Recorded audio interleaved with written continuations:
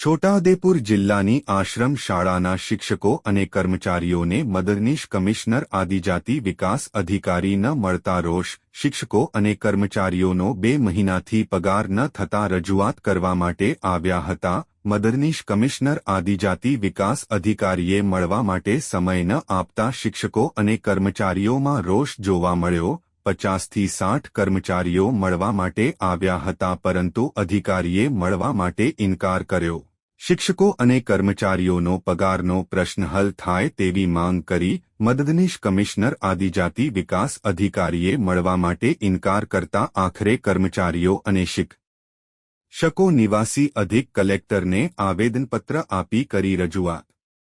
Reporter Rehan Patel, Chhota Udepur.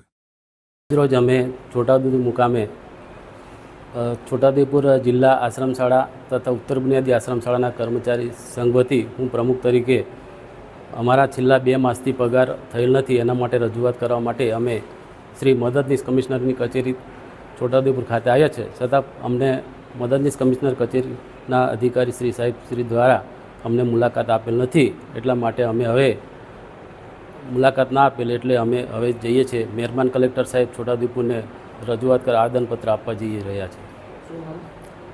Rathwa Vinodbhai.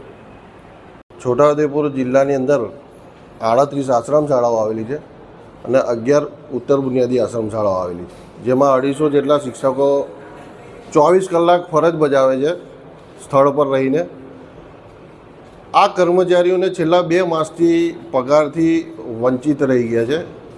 આજે જે કર્મચારીઓ જે નોકરી કરી રહ્યા છે એમને મકાનની લોનો ચાલતી હોય છે, ગાડીઓની લોનો ચાલતી હોય છે, કોઈ સામાજિક પ્રસંગો આવતા હોય છે, કોઈકને નાની મોટી બીમારીને ઘરે અનેક જરૂરિયાતો હોવા છતાં આજે 2 માસથી છેલ્લા પગારથી વંચિત છે લોકો.